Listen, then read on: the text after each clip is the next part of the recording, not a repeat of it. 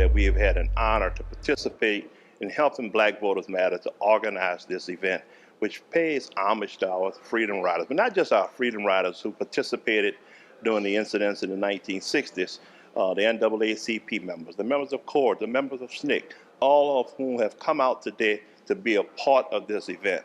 As we look back and reflect what happened in the 1960s, we also need to take a close look at what happened on January 6th of 2021, and let that serve as a reminder that the battle for rights, the battle for accommodation, the battle for voting is not over, and we all must join in on that fight. So once again, on behalf of the National Coalition on Black Civic Participation, we welcome all to New Orleans, and we wish that they have a safe trip as they move back through 9 different cities on their way to Washington, D.C. When I was 15 years old, I joined the NAACP Youth Council. One night at the meeting, Jerome Smith and Rudy Lombard came to our meeting to ask for our help in picketing and sitting in at Woolworths and McQuarrie's on Canal Street. Later, when CORE decided to do their second Freedom Ride, I got involved. 2 people from New Orleans CORE, Jerome Smith and Julia Aaron, were supposed to be on that first ride. But because we were only allowed 4 picketers on Canal Street, and we saw blacks going into the back door, we decided to picket the back, which was not allowed. So Jerome Smith, Julia Aaron, Doris Castle, Alice Thompson, Dave Dennis, and Geraldine Conrad was arrested. So that's why Jerome and Julia did not make it on the first ride from Washington, D.C. But after the bombing of the bus in Anniston, Alabama, and the riders being beaten in Birmingham, the ride sort of stopped, and they were flown to New Orleans. We had several people from New Orleans CORE to go to the airport to meet the Freedom Riders. Later that night, we had a rally at New Zion Baptist Church. I wanted to go on the ride, and we had met at Oretha Castle's house, 917 North 20th Street, that we call Freedom House, to talk about continuing the ride. When we got there, Oretha wasn't aware that we were coming. It was myself and the 3 Thompson sisters, Alice, Jean, and Shirley Thompson. And we told Oretha that we couldn't let the ride stop and that we were here to continue. She gave us a look and say, "You're not going anywhere." And I looked at her like, what's wrong with her? And she said, "We have injured people coming in. We have to find medical need, we have to find housing, we have to feed them, we got to get transportation, so you're not going anywhere." I was kind of upset, but then I understood. We were young. I was, had I made my 18th birthday? Yeah, I hadn't made 18 yet, because my birthday is May 30th. And that's what we did. We stayed at Freedom House that night, trying to find doctors to take care of the people, trying to find housing, because none of the hotels would take blacks, and getting food, organizing transportation. So that's what we did. But when the ride continued, I thought I would be able to go then. But Oretha decided that I was going to be a trainer. And I thought, I don't want to be a trainer. But I did. I understood why she told Alice that she was going to be a trainer also, because her sister Jean was on the ride. Jean Thompson, Julia Aaron, Doris Jean Castle, Jerome Smith, and Dave Dennis took a train up to Montgomery, Alabama, to meet at Dr. Harris's house to discuss the continuation of the ride. Julia lied about her age in the first application because in order to go on the original Freedom Ride, you had to be 21. Julia was 18, but lied about her age and said she was 21. Even though she was accepted and didn't go, she went up to Montgomery and was one of the first to volunteer to continue the ride from Montgomery to Jackson, Mississippi. And when the Freedom Ride took off like nobody expected, people coming from all over to go on the ride to Jackson, Mississippi, they decided they needed, because CORE was a nonviolent direct action group, they decided we need to set up workshops so that people would know how and what to expect when they got to Mississippi. So one was set up here in New Orleans, one in Nashville, and one in Montgomery. The people from New Orleans, Jerome Smith, Dave Dennis, Julia Aaron, Jean Thompson, and Doris Jean Castle, got out of jail and came back to New Orleans to set up the workshop. We did training at New Zion Baptist Church, Reverend A.L. Davis's church at the time. And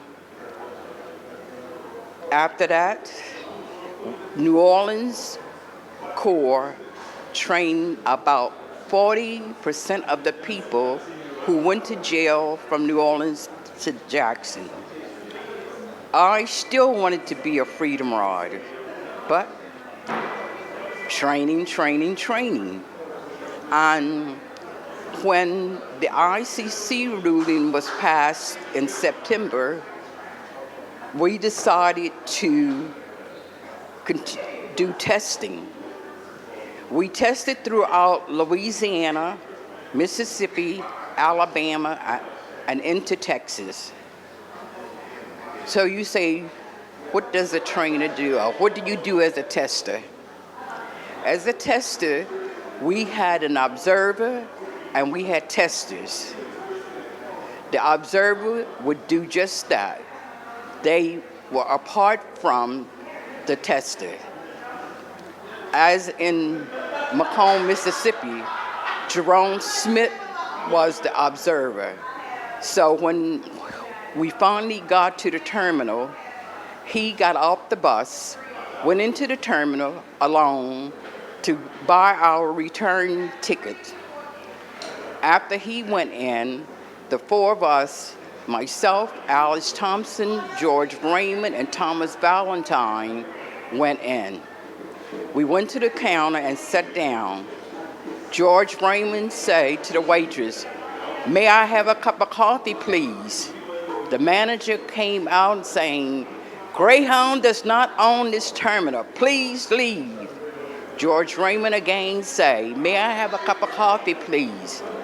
Young white man walked over to the coffee maker, poured out a cup of hot coffee, walked behind George Raymond, poured the hot coffee over his head, and hit him in the base of the neck with the coffee cup.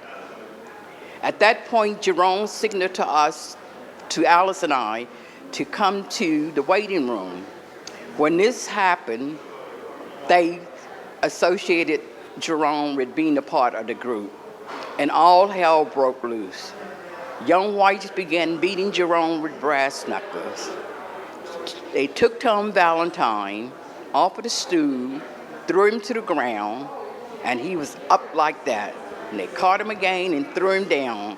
George Raymond was running back and forth, jumping over the lunch counter that had a partition like that. I've never seen anything like that because he didn't have much starting room. But he was jumping over that. They come around to chase him. He jumped back over. They run around. He jumped back over again. Well, redistricting is the proper term, legal term. After they take the 2020 census, each state is required to draw district lines. Louisiana today is the most gerrymandered state in the Deep South.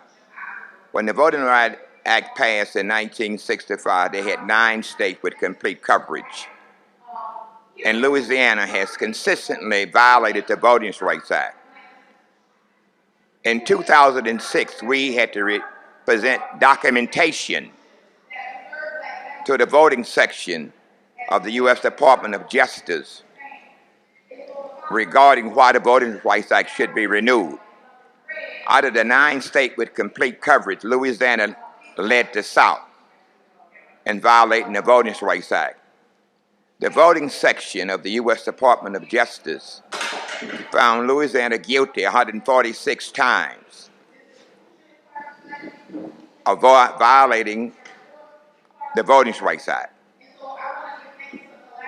There's a section in D.C.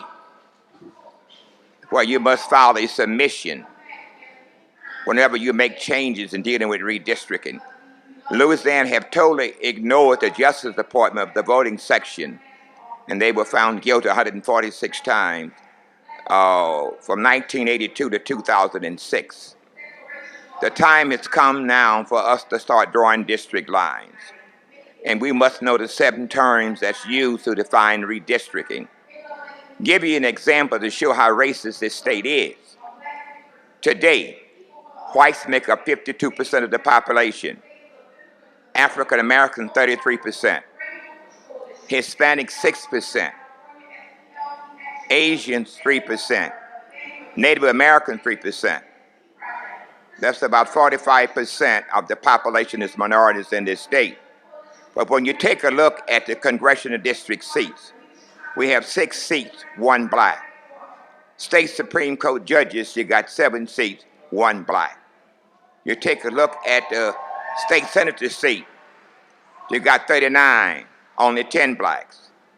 State representative seats, there's 105 in this state, only 26 blacks.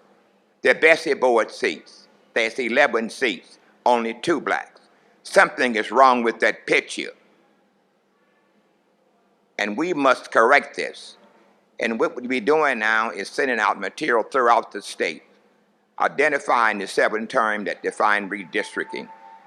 So we're going to have to increase the number of judges.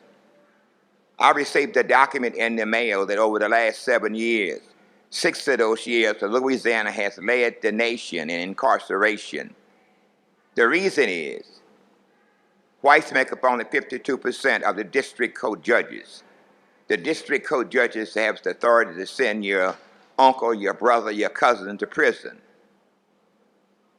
Whites, 52% of the population, but 86% of the district judges in this state is Caucasian. For example, you take the district attorneys. There's over 47. We only have 5 district attorneys. So we must draw those district lines where black can empower themselves by electing people who look like us. Take a look at the people who serve in life in prison. We lead the world in people who serve in life without parole, 73%. There must be a change, because power concedes nothing without a demand. And we've got to be at the table, because no longer can we depend on the voting section to validate or approve the districts because they took Section 5 out of the Voting Rights Act. We must understand nobody gonna save us but us for us. So, we're excited to be here today because this is the pre-launch of our Freedom Ride for Voting Rights. And we decided to do this Freedom Ride for a couple of reasons. One, because we got some very real issues that we're trying to raise awareness around. We got some voting rights bills that we're trying to get passed. We know about the wave of voter suppression that has swept the country. We feel like we're at a critical moment. Like if at any time we needed a fierce urgency of now, this is that moment. And so we put out the call for folks, just like folks did in 1961, where the call went out and folks came on board and traveled from D.C. down south. Now we put out the call for folks to travel all the way from the south all the way up to D.C. to make this call for our voting rights. The other reason that we're doing this, though, besides raising awareness about the bills and about the voting rights and about the local issues, is just to talk about this history in and of itself. A lot of people don't know that history about the 1961 voting freedom rides. That's why we're so honored to have here with us some folks that were actually freedom riders at that time, so that we can introduce this history to a whole community community to a whole nation of people. Because at the end of the day, that history is important to know in and of itself, but it's also important to know for this reason. When you know that history, you can't sit around and watch what's going on today and not get involved. When you hear the history of folks like Big Duck that decide to put their lives at risk in order to test the laws and in order to fight for our rights, our civil rights and our human rights, you can't hear those stories and not say to yourself, what is it that I'm doing today? How am I contributing to this process? What role am I playing? And so we want to raise that history to give honor to the folks that participated, but we also want to raise that history to give inspiration to the folks today that we need to participate. And today I'm serving in two capacities. So I am three capacities. I am the president of the Lower Ninth Ward Voters Coalition, and that's an organization where we work with high schoolers for the most part. And we work on voter registration efforts. We go into the high schools. We also do canvassing opportunities in the Lower Ninth Ward is our focus area. And we also hold community forums to inform and educate the community about important elections. And not that every election is not important, but we want to make sure that we bring candidates to those voters where they are so that they understand the importance of that vote that they're seeking to get. I also represent this morning the NAACP, where I serve as the Legal Redress Committee Chair, and that aspect in helping to address some of the concerns of the community. And finally, I work in partnership with Black Voters Matters, and I was given the opportunity to participate and help to organize this event that we are at today. And the purpose for us being here today is we're seeking to recognize those freedom riders that are local from the core chapter of New Orleans. And in a general and a broader perspective is that the event itself that led to the 60th commemorative celebration that we're kicking off the Blackest Bus Tour, that exists, and also the Freedom Ride itself that's gone from New Orleans to Washington, D.C. So this is the kickoff leg, and we are recognizing, again, those local people who are a member of CORE, and not just those who got on the bus and who went to Mississippi and did that bus ride, but all of those members who did the boycotts and did the sit-ins and sacrificed their lives and their livelihoods and just to make where we are a little better. And even as today, we still have to stand up and fight for voting issues that we still haven't gotten to. So while they started the fight, and we want to acknowledge their contributions, we want to acknowledge who they are and make sure that their position in history is recognized. So let's acknowledge that they participated. Let's recognize the contributions that they made to this effort, and let's honor them for that. So that's the purpose of my involvement in this effort. I always knew that I was somebody beyond the ordinary since I was like this. Because my mother would read to me every night because I had an impediment of speech. Some of the first persons I met through her reading was Paul Robeson. Spoke about him. She spoke about Miss Methune, all right? And she always taught me how to say good morning and good evening to everybody on the block. I couldn't take no money for picking up your garbage can and putting it by your step. And that in itself got to be, without recognizing it, the steps towards that freedom movement, because she would always tell us about the struggles of our people. And when my daddy would come off the ship, one day I was reading a book on Macbeth, and I was reading. He said, "Why you reading that, boy?" He said, "Do you know all over the world, any man, they read. They tell about their family. They tell about this. They tell about that." And I went on to tell him, I said, well, this is a class assignment. He said, well, you have to read all the other books. And he said that Macbeth is one-sided because it talked about the other people and it's not about us. But when I was going out the door, he said, you better not fail. So he'd talk all that trash, but my mother was defiant. She she would tell us things about situations and ask us to, that's all right, let him come. So she would tell us things about situations, and later on in life, I was meeting the same situations when I started getting into this movement. In this building, this is where I first had a demonstration in the city here. It was a supermarket, and it was boycotting the supermarket here. And I met Lombard here, Oretha Castle. She was in high school with me.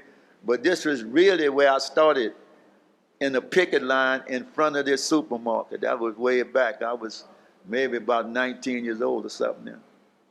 And that was a thing. And then the moment Dr. King touched me on the shoulder and said, I wish you luck with your ministry. I said, no, Doc, that ain't me. I'm trying to get home to dance in the streets. I said, that's John Lewis. I met John Lewis when we was about 19 years old. I'm not talking about the Congressman John Lewis. I met John Lewis when we was both 19. We didn't hardly say nothing in no meetings. And the thing was, whatever you vote on, we're going to do it. Right? And there's a photo, we somewhere in the backwoods of Mississippi, me, John, and I think Dave Dennis was with us then. But our strength around the movement each time was always, we met all these great ladies. But that's the honest truth. I mean, these great ladies would always come. I mean, for some, I used to sit in the corners when I go into church. Because whatever they was going to do, I was there to support it, right? So I didn't need to speak, just tell us what the plan is. But them ladies would always come find some way to speak. And they always made their presence known when we were hurting, you know? I went down to the Black River once in Canton, Mississippi, and somebody had murdered a young boy there. But when we got there, we discovered that the family had took the body and didn't want nobody to know where they was going to bury the boy, because the Klan would have came after them. Here their child was dead. They had to get him out the river, take him to a cemetery. I don't know where they buried him, and they couldn't speak about it. Ain't nothing more sinister than that, man. Nothing more sinister. But the whole thing here with the sit-in movement, I was really started with our relationship with Ezell Blair and them in North Carolina. They started the sit-ins in North Carolina, Greensboro, and we was reading about their stories in Baton Rouge. That's how I was supposed to leave college, and that was a motivation. So when I came here, I was doing work on the banana boats here. And I came up here, but this very spot. And Reverend Alexander and Reverend Davis and them had a picket line, a boycotting. Then we brought what was happening into Greensboro here. We started meeting at Reverend Davis Church and at the Y down the block. And it just started generating it by itself, because it was in the wind, like it was all over the country. So we trained at least 40 to 50% of all the Freedom Riders. They came either through Reverend Davis's church, because we would use the church there, or down at the Y, we would go there, and there was one other church, but we always had that, because that was the only place that would open the doors for us, you know? And that really gave us a great sense of purpose, to see the churches open the doors and see the elderly people and they're coming in. So today we've launching the Freedom Ride for Voting Rights. Currently in the United States right now, as we speak, since the 2020 election, we know that the voting rights, particularly targeted at African American voters, has actually been under attack. In 47 states around the country, we're seeing voter suppression laws pop up, and we've got to respond to that. So what we've been doing is organizing ourselves, organize our communities. We've been working. We have not stopped, because at the end of the day, our people have fought too hard. They have died. They have literally put their lives on the line for the right to vote. And the fact of the matter is, we deserve the right to vote, that we're citizens in this nation, that this should not even continue to be a conversation as we move forward. And so what we're doing is we're doing the Freedom Ride, where we're actually going to 10 different sites that we're stopping. We're organizing in those communities. We're meeting with people who are doing work around the voter suppression, local laws, and then we're going to wind up in D.C. We're kicking off on Juneteenth. We'll wind up in D.C. on June 26th, right, to go to D.C. So instead of the North coming down South, the South got something to say. The South is going to go up to D.C., and we're going to tell them what we got to say. We're resilient, we're committed, and we ain't going nowhere. And at the end of the day, we who believe in freedom shall not rest until it comes. 6 of us were on the bus getting to Macomb. The 5 of us and the bus driver. We thought it would be 6 of us leaving Macomb, but it wasn't. It was 8 of us leaving Macomb. 5 of us, the bus driver, and 2 young guys in their 20s, white from Macomb, got on the bus. Right? And I was sitting in the back, and I just happened to glance back. And, I saw a couple of cars that didn't bother me. But then I saw 2 went to 3, and then 3 went to 4, and then 4 went to 5, and I said, "Oh, this is getting interesting." Then all of a sudden, the bus driver slammed on the brakes, and opened the door of the bus, and 2 state troopers, white state Mississippi state troopers, got on the bus. Didn't say a word. They went right straight to those 2 guys who left the bus station with us, grabbed them in a not careful way and ushered them off the bus And then, we pulled off. First of all, I'm the baby brother of Dr. Rudy Lombard, the late Dr. Rudy Lombard, who was the National Vice Chairman of CORE. He was also the president of New Orleans CORE chapter, and is the Lombard in a lawsuit, Lombard versus Louisiana, that integrated the lunch counters here in New Orleans. So I've been around Jerome and CORE members and Dottie and those people since I was 9, 10, 11 years old.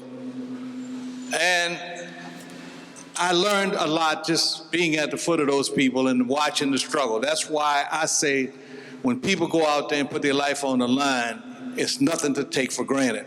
We never knew when Rudy was coming home. You never knew. We knew Rudy was in Philadelphia, Mississippi, but when you heard, they didn't have cell phones then, so when you heard 3 civil rights workers murdered, immediately panic sets in because you're hoping against hope. So as a young child, I was inspired by 3 lawyers who represented most of the civil rights stuff in New Orleans, Carlos, Douglas, and Eli. And I wanted to be a lawyer because of that. Well, as luck would have it, I got involved in my community and did a lot of stuff. And in 1973, at the age of 26 years old then, the mayor of the city said it's time to elect an African American in New Orleans. It's a citywide spot. I was elected the clerk of criminal district court at 27 years old. Now that sounds insignificant, the clerk of criminal district court. You went to law school to be a clerk? But let me tell you one important role that office has in Louisiana. He's the chief elections officer for the city of New Orleans. For the first time in the history, I don't know if all the South, we had an African American running the election process. What does that mean? That means now you got somebody to pay attention to things like polling site location, recruiting and retaining poll commissioners, training those poll commissioners, making sure that access to voting is available to all people, depending on, regardless of what neighborhood, what economic strata you came from. Those little small decisions in the election makes a difference. It makes a difference that when you move a polling place, I had a law put in that if it was less than a week before the election, you had to hire a human being at the old poll to tell the voters where the new poll was. So there wouldn't be any problems with that stuff. So when you look at the situation of voting, I've been there. It is quite an honor for me to stand before you today. Thank you for the opportunity. Black Voters Matter. I am sure that this audience has done this already, but I'm going to ask you to do it again. Please give them a big round of applause for their leadership and for their work. We at the Urban League of Louisiana are so grateful to be able to partner with them on what needs to happen here in Louisiana, and we do it through an initiative that we have launched at the Urban League called Wake Up, Go Vote. Wake up, go vote. Now, you all are smart enough to know the many different ways to read into that phrase, but we have built that out into a statewide campaign that focuses on voter education and voter mobilization. I'm so pleased to tell you that when we launched that effort in the fall of 2018, just ahead of the midterm elections of that year, we thought that we would only be activating during the election cycles. But we have worked really, really hard, and we understand what has to happen in Louisiana. So we are in a position now to be able to do this work all year long. So look for your Urban League of Louisiana to be registering people to vote, to be talking about the policy issues that are critical to African Americans across the state of Louisiana, and to be creating those meaningful partnerships like Black Lives and Black Voters Matter here in Louisiana, as well as many, many other organizations. Now, to the matter at hand. It is such an honor to be able to look at these individuals and to be able to, yes, someone is representing Black Lives Matter, if you read his hat, to be able to present proclamations on behalf of the Urban League of Louisiana to these heroes. These are national treasures. We know this, and the more that we get the word out to others, then we know that we're doing our job. We must follow their examples, their legacies, their leads, and we must now step into our own and do the work that is called on today. And don't get me started, somebody better take the microphone, because there's a lot of work that needs to happen today and a lot of work for us to do.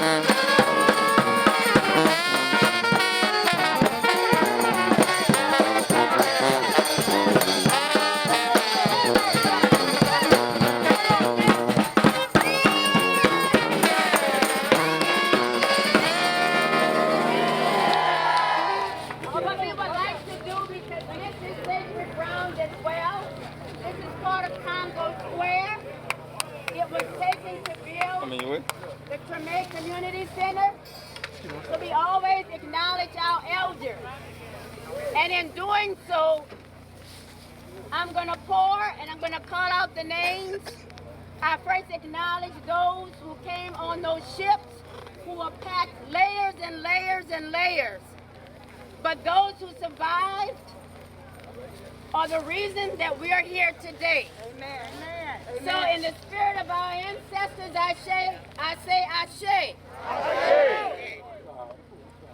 In the spirit of those teenagers who put their lives on the line, Jerome Smith, Dodie Simmons, Matt Suarez, Claude Reese, Oretha Castle Haley, Rudy Lombard, Miss Thompson, so many of them.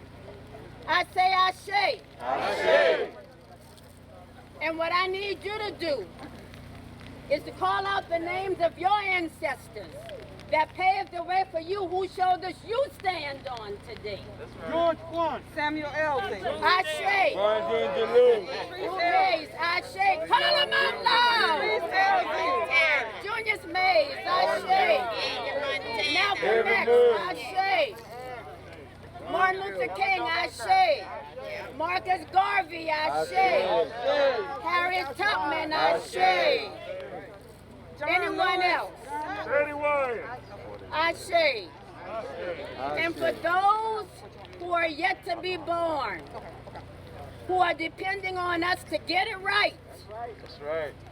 to make sure that they never have to cross the same bridge that we've crossing over, even as of this day, and with our own people in position of power to do better.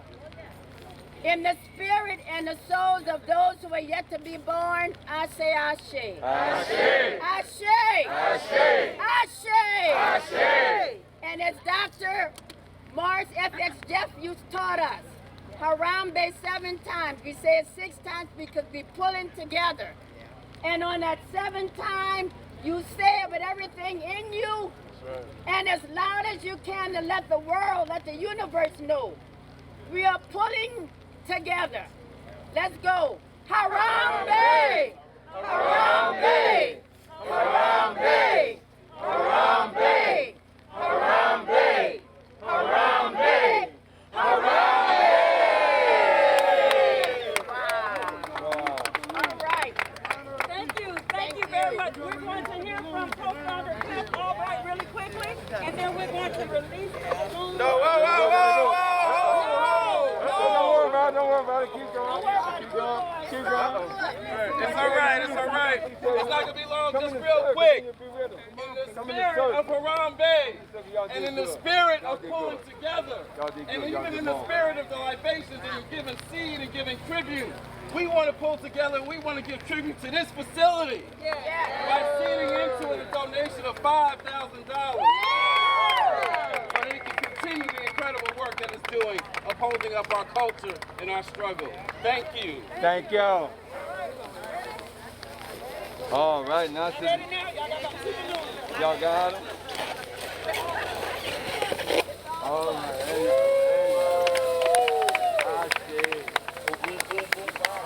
You get involved in this job, both of y'all.